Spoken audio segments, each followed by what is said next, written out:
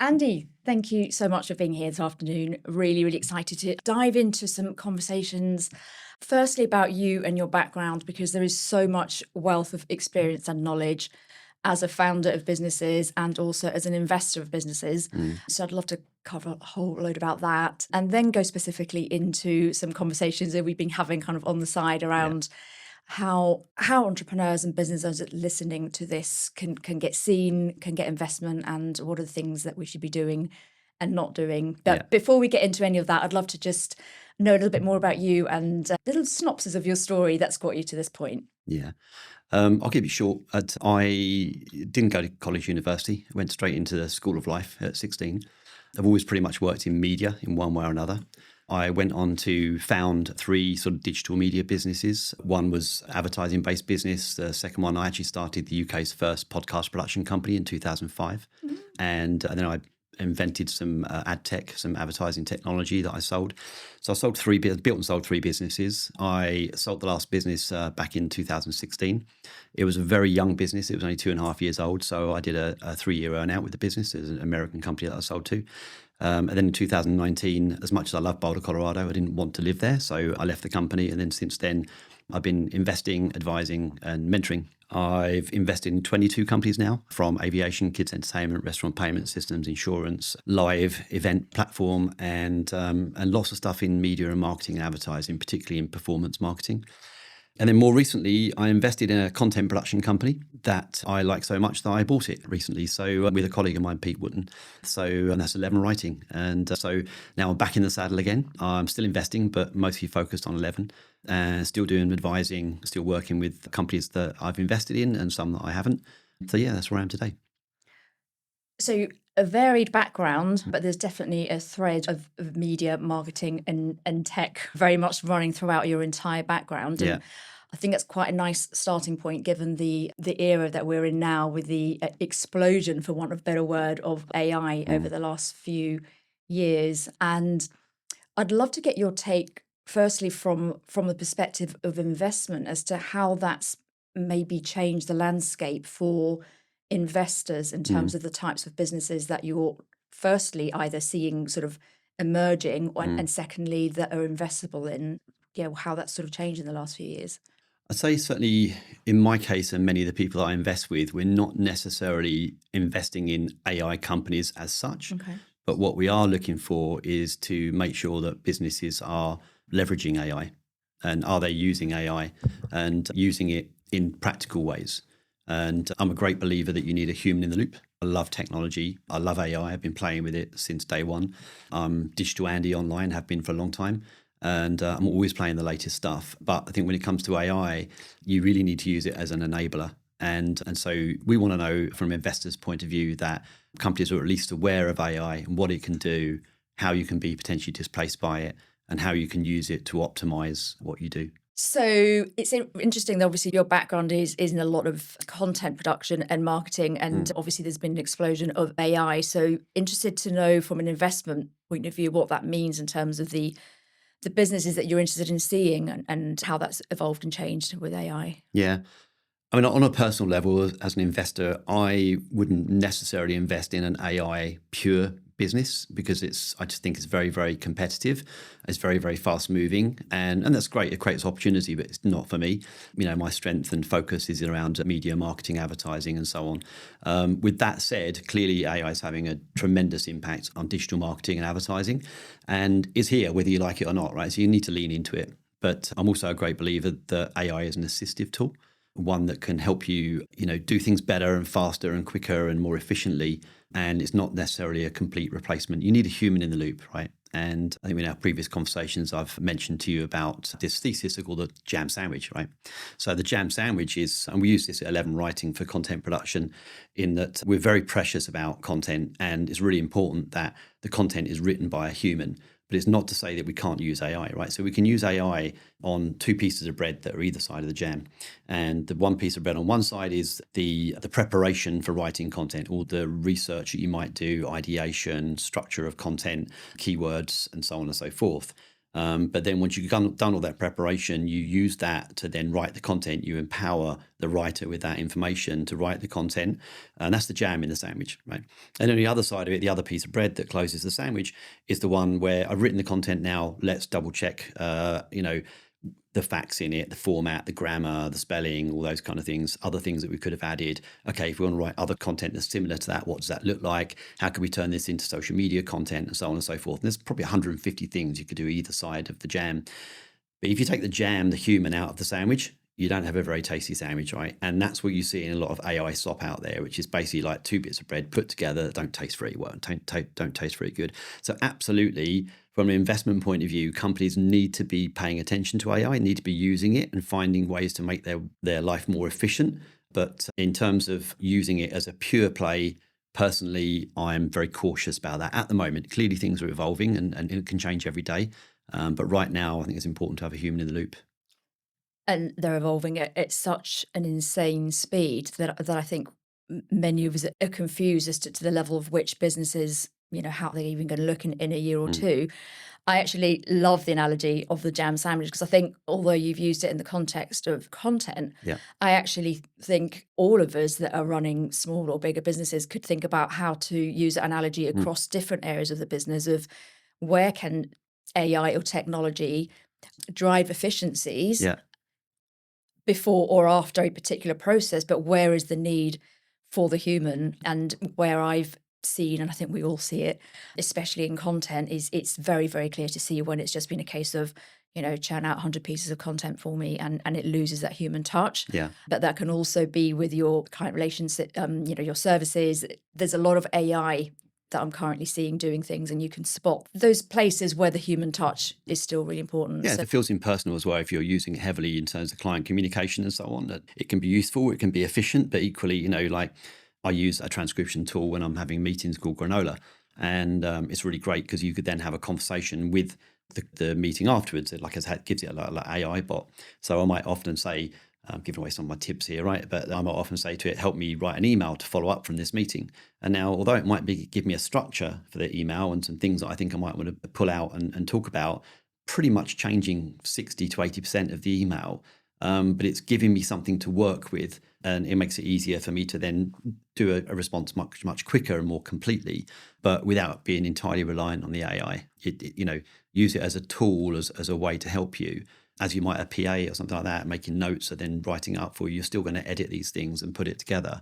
But yeah, we'll see what happens with the evolution of AI. But right now, I really feel like it's an assistive tool and people should use it like that and be very careful about the outputs and how they use them.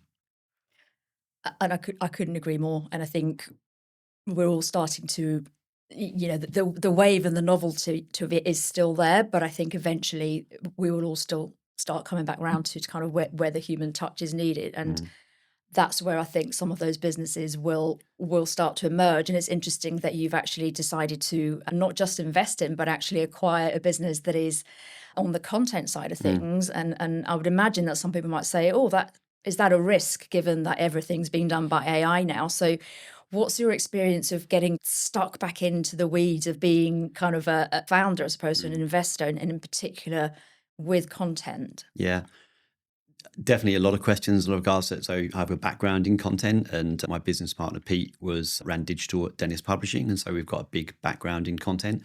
So we think we understand how to navigate that market. And, with specific regard to that, authenticity is something that people are looking for more and more and more. There's a lot of AI slop out there. And again, not to say that it's bad. I love technology, I love AI, but people do get frustrated by it. And you can see it in terms of written content.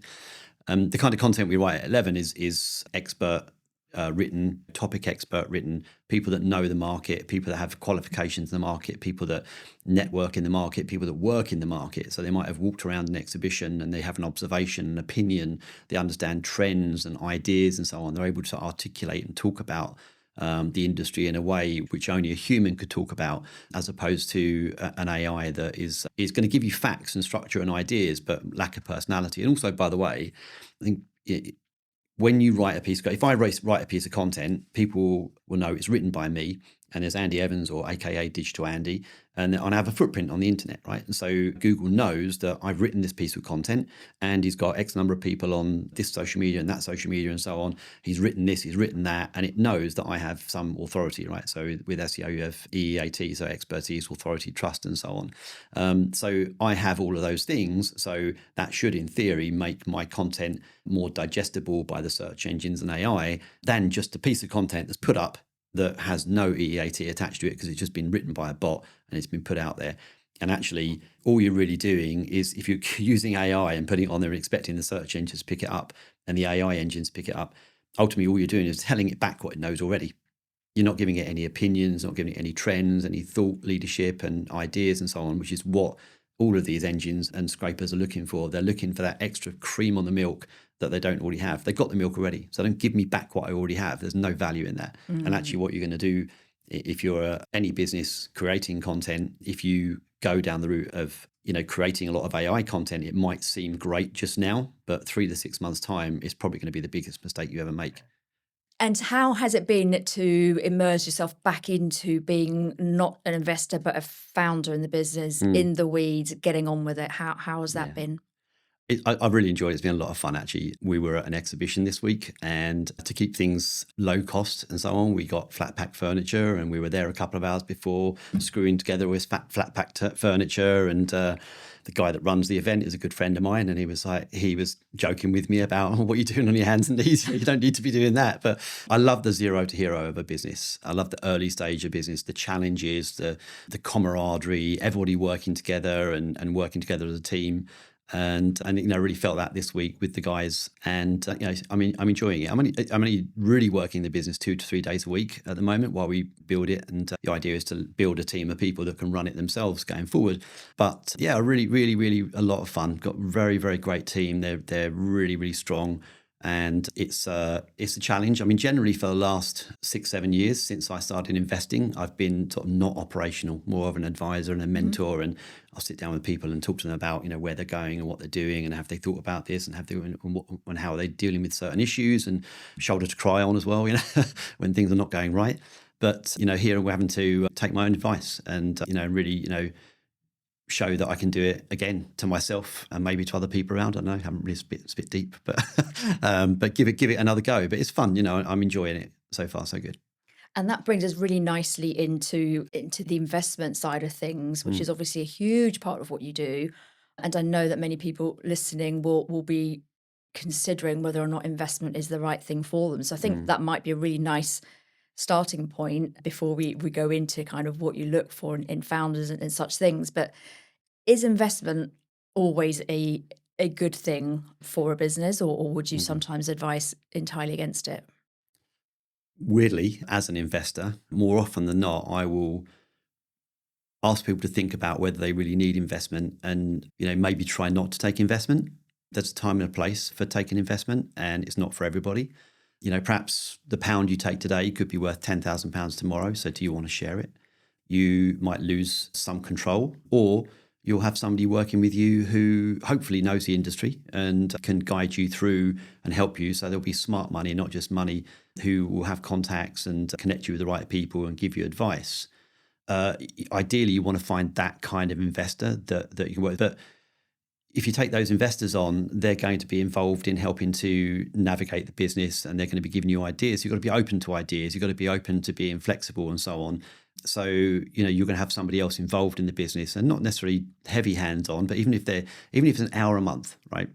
That's 12 hours a year that you're dedicating to that person minimum. So you might want to double or treble that just for that one person, that one investor, in terms of communications and catching up and so on and so forth. Like, what else could you spend that time on?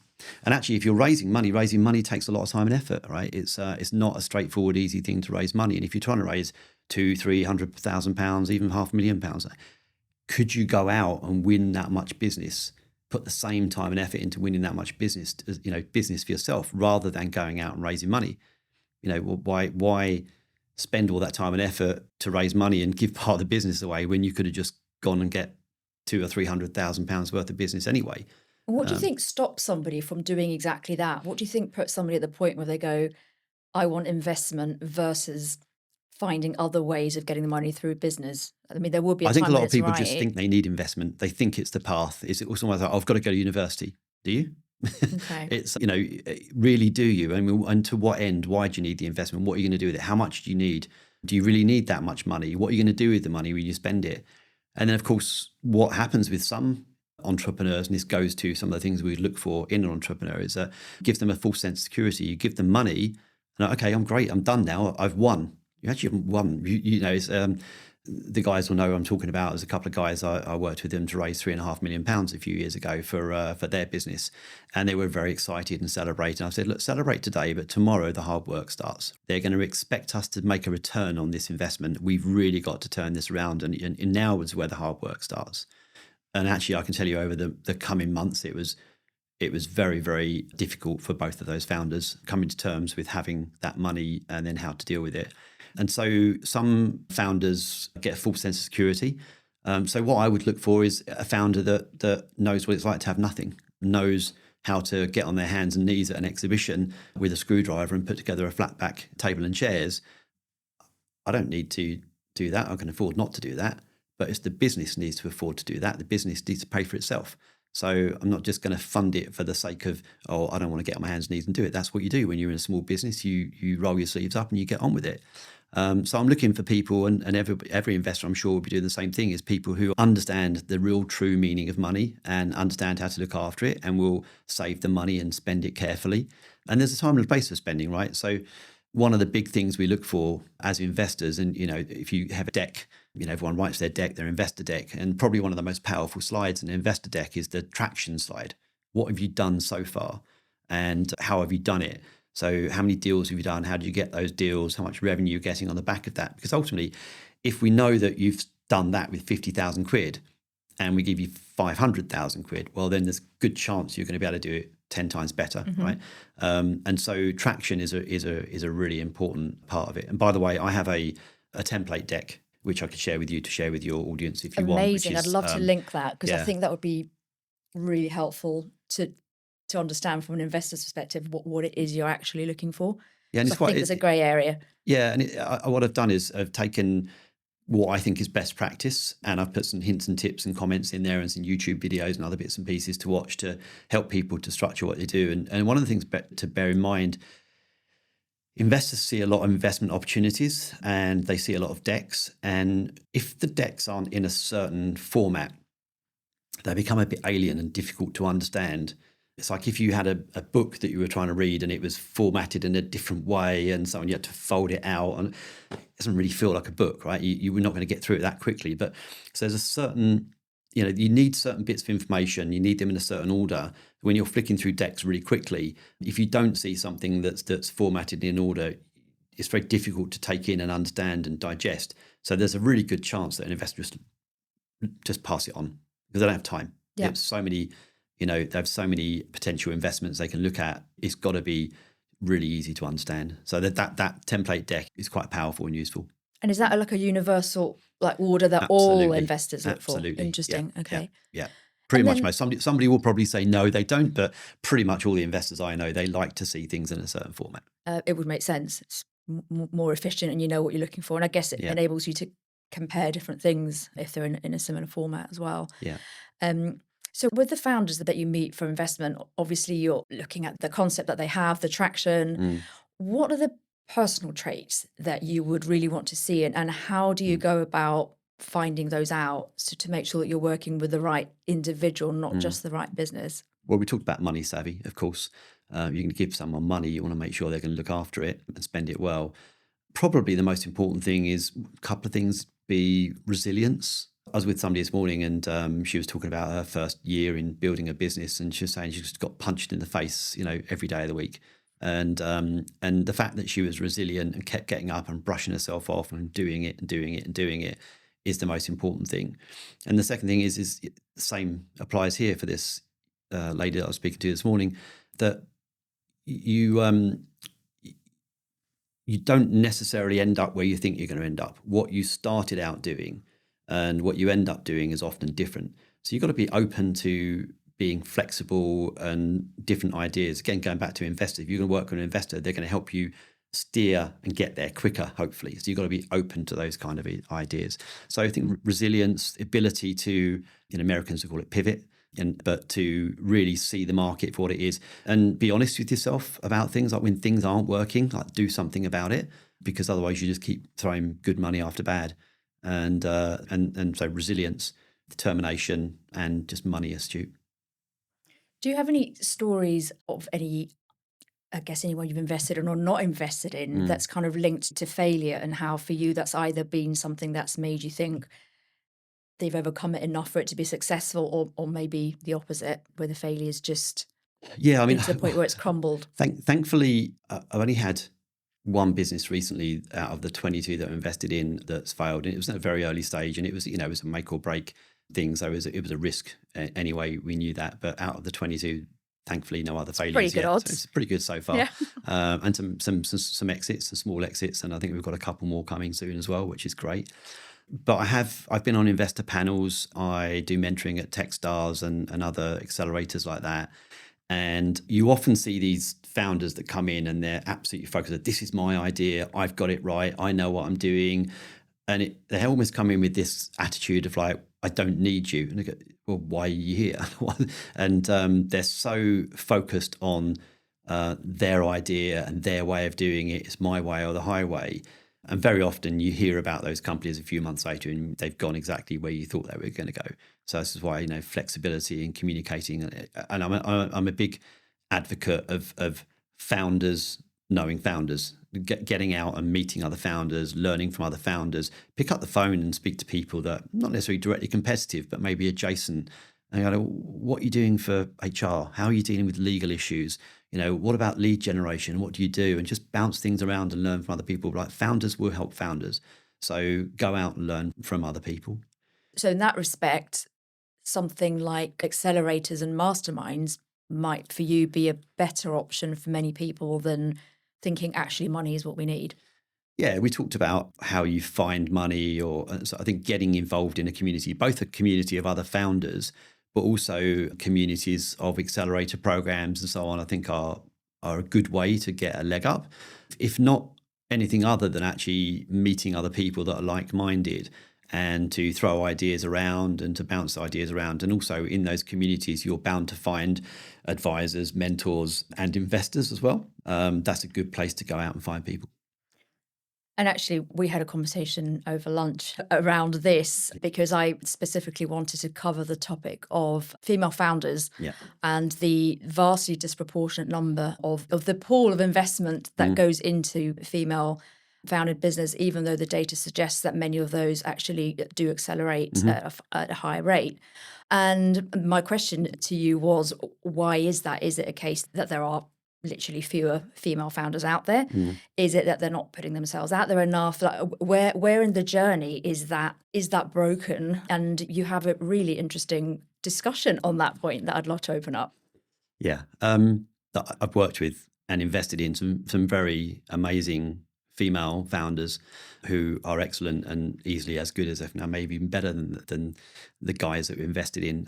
So I don't think there's a level of ability that comes into it at all. And in fact, probably quite a good thing to look for in investment is, male and a female working together as an investment, having a balanced view on the way things work. So big fan of that and seeing some very strong businesses that run like that.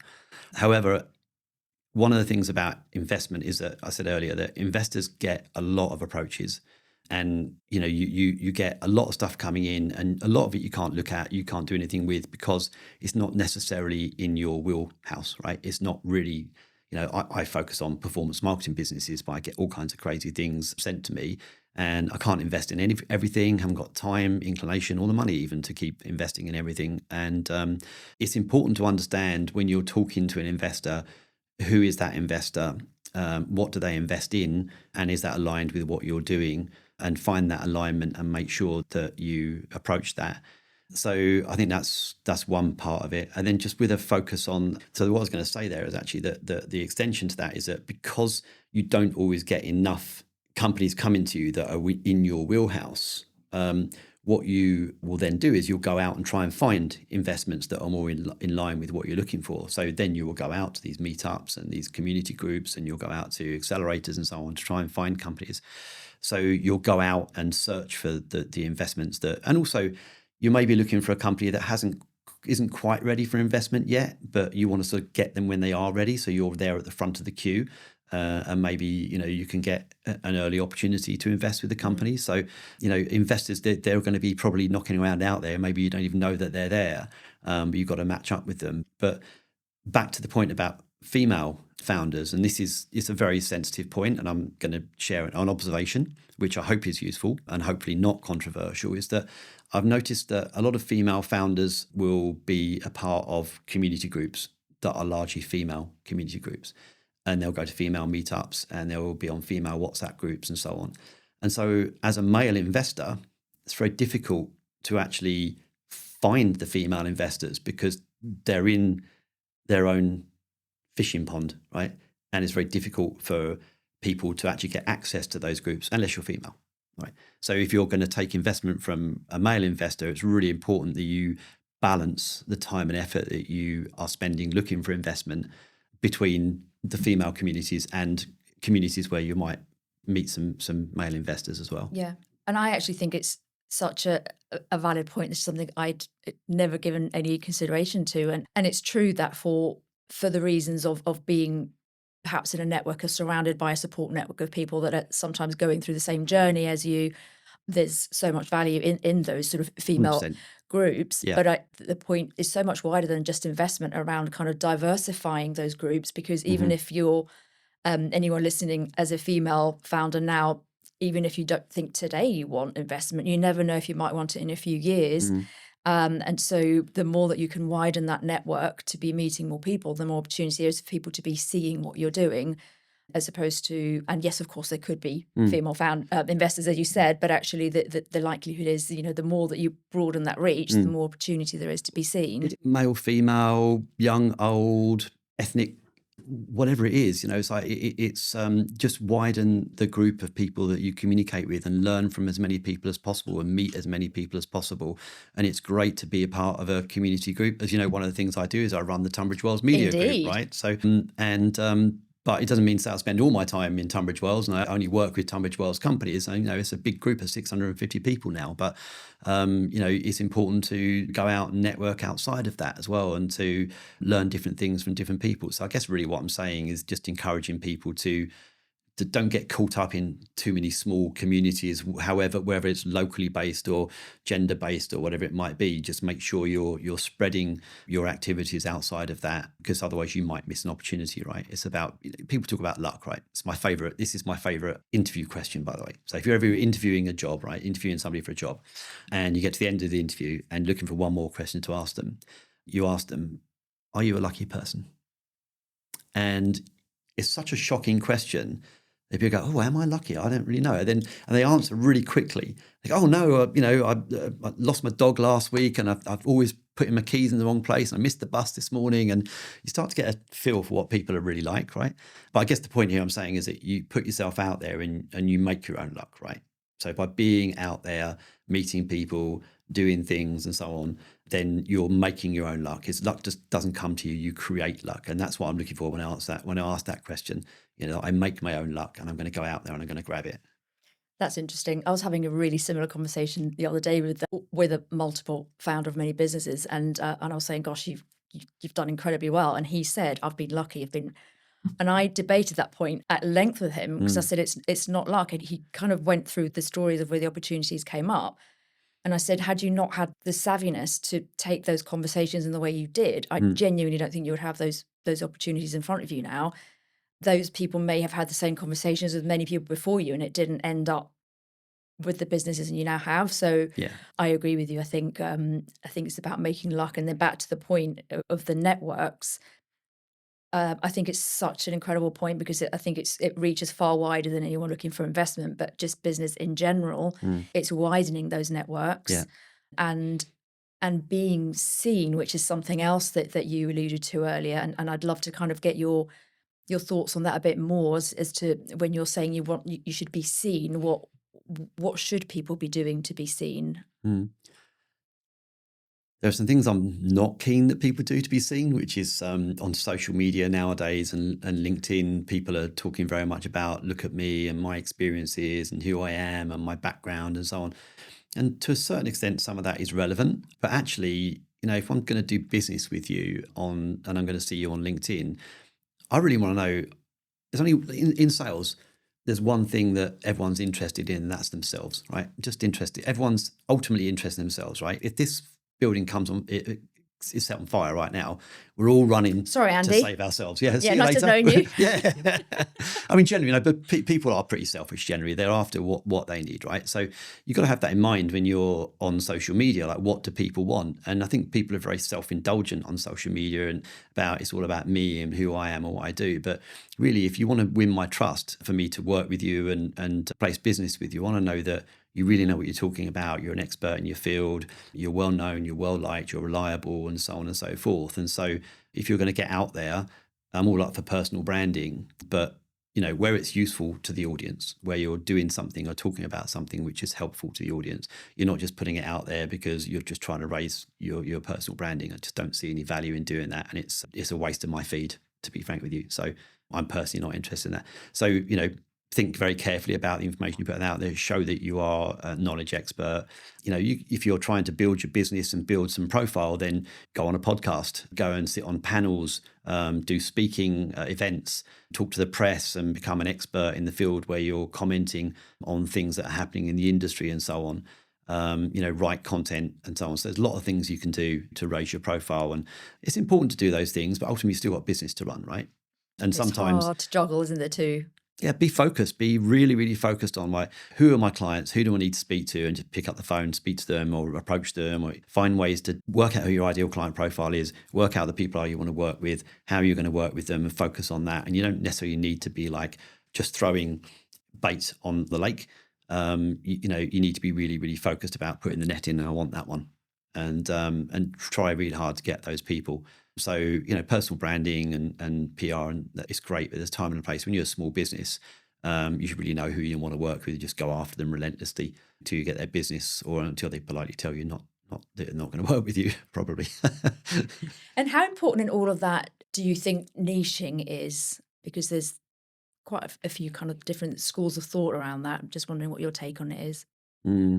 Difficult to say because it's going to be different from industry to industry, but definitely I think if you're known either as an individual or as a business for being a specialist in a certain sector, then you're naturally going to get some trust from that, right? So for example, I know PR agencies in the media group who are very, very focused on working with PR and with media and marketing companies, right? So they swim in that lake. They know all the people, so they're known by everybody in that community. They're trusted. They know that they're working with companies that they know and they can speak to.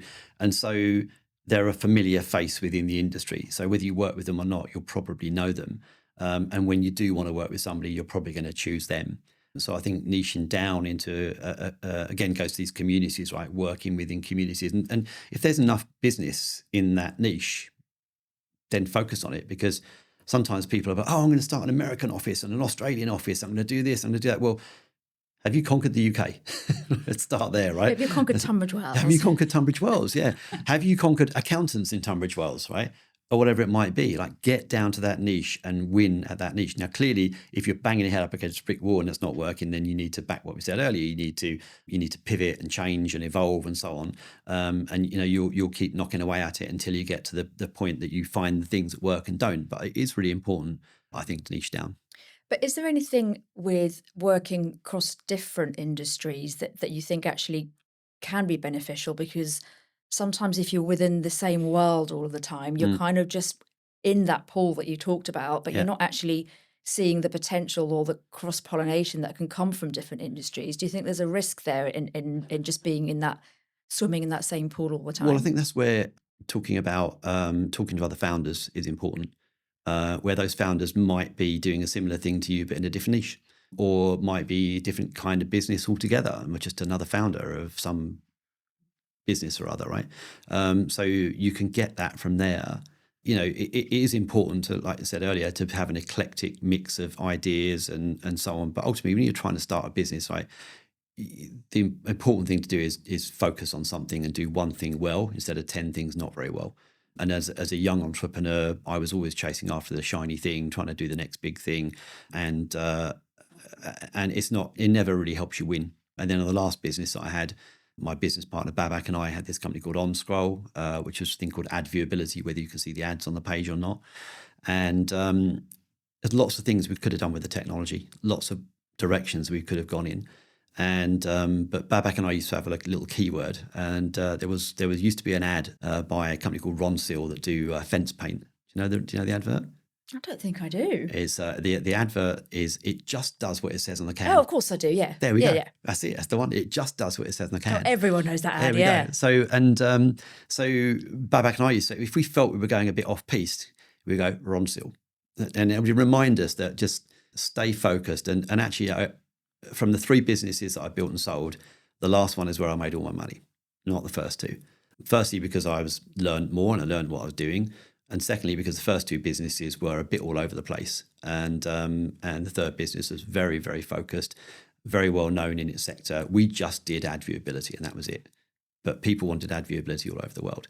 And so that was our thing. And we did well on the back of that. And if you had to say one personal trait that you think made the difference between the success of that third business versus so you say you learn, what would you say would be focus? Just focus, yeah. Just pure focus on doing that one thing. Yeah, absolutely. And, which is, maybe say, well, hang on a minute, you've got 22 investments in aviation, kids entertainment and so on.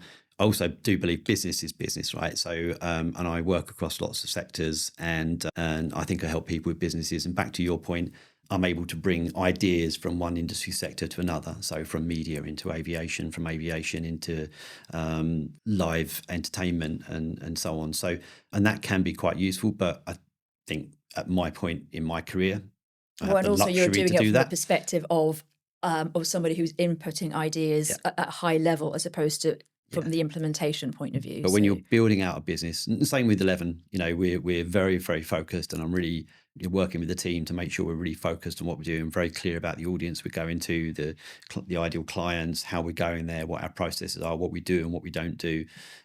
We have aspirations to move into video production and audio and graphical and so on, but we're very good at written content at the moment. And we'll be in that arena for a while until we're totally confident and we see that there's a useful way of bringing other things in that is good for the client and good for us, and that we're going to do it well and not half-hearted. So, actually, it opens up the question of the partnering with other companies as well. So as you're building a business, and if you feel like you want to run after a new shiny thing because maybe your clients have been asking for it, but you're not a specialist in that area, maybe think about partnering with other companies, about how you can get them to come in. And maybe you have a referral scheme where you pay somebody for introducing you to other clients, or vice versa, you pay them or get paid to introduce clients as well. So rather than trying to do everything and be a jack of all trades, maybe focus on what you're doing, and rather than letting that business run through your fingers, work with another company and partner with them. And I think that's amazing advice, because I think with so many ideas and opportunities now, it can be easy to think, especially if you want to serve your client, to be thinking, we'll do that, but actually finding the person that can do it can be more beneficial than soloing all of the work yourself. So I was once on an investment panel, and a guy sat next to me. We were watching these presentations, and there was this one company, and they kept saying, "Oh, and we're going to do this, and we're going to do that, and we do that." And every time they said an extra thing, you say, "That's another 100,000. That's another 100,000." And it was like, and basically the idea is that what you're effectively doing is running several businesses in one. So how many businesses do you need to start? Just start one and do one business really, really well. You don't need to, because, if you change the mechanic and the process, the thing is the other idea you've got will need different people, will need different tools, will need your mindset with it as well. And actually, that becomes a distraction, and you become committed to it as well. And maybe if that one's not doing so well and this one's is doing well, you might still spend time on this one. But really, you shouldn't. You should just spend time on the one that's doing very, very well. And actually, I was in a scenario many years ago when I owned a company called Net Communities, and I'd also built OnScroll, and I knew that OnScroll was going to be the big business that was going to do really well, but there were only like 3 of us in the business. And then I had like 30, 40 people in Net Communities. And I'm like, well, if I was interviewing for a job right now, I'd work for OnScroll, not Net Communities, even though I love Net Communities and the team and everything, but the company had had its time. And so I really quickly decided to just sell the business and to give me the opportunity to focus on the OnScroll business where I felt that the biggest return was. And sometimes you have to make those tough decisions to get focused. And it took me years to realize that's the way to do it and to be focused, because for a long time, I was always chasing the new shiny thing. And I still am now with technology, and then I always trying new technology and so on. But that's more of a hobby. But in business, I've learned to be much more focused. Which brings us nicely on, and it might be a giveaway or maybe not, to the final part of the show where I ask my guests to come up with the word that they will want to put to the mix for success, the cocktail of success, and then the opposite, the word that you would put on ice. So I'd love to know, with your experience as a founder, having worked across so many different businesses and sectors, and as an investor as well, what your word is for success if you had to pick one. I would say resilience. I think is the most important one, because as long as you keep pushing and pushing, then you've got an opportunity to win. You should write it. So I'll write that one down, resilience. And the other one it's 2 words. It's sort of 3 words, lack of focus. Lack of focus. We'll have to try and think. I'll let you have. Is there a better word we can think of there? So I'm sure there is. But, yeah. But lack of focus. So resilience. So resilience is our positive word. Definitely be resilient. And is this the positive one? This is the positive. It should be the other way around, really, shouldn't it? There we go. Lack of focus, distraction. Yeah, distraction is probably a good word. Like, distracted or something like Shiny that. Shiny penny sounds like something that we're all guilty of. But so it's the opposite of being.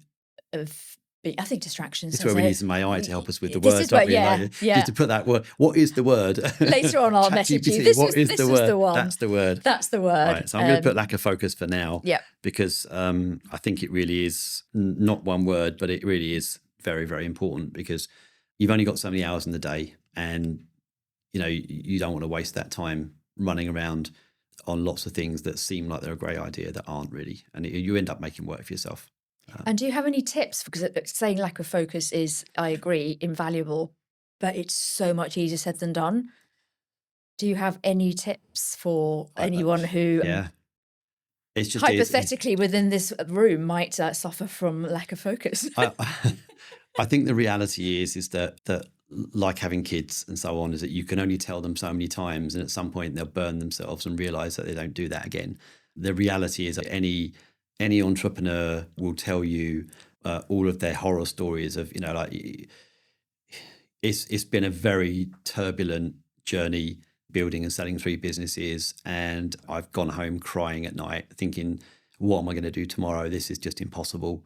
And then that comes resilience, right? So, but it is by going through those challenges and those problems and so on that you learn to do better. You learn to focus. I had a business coach who helped me to understand that as well.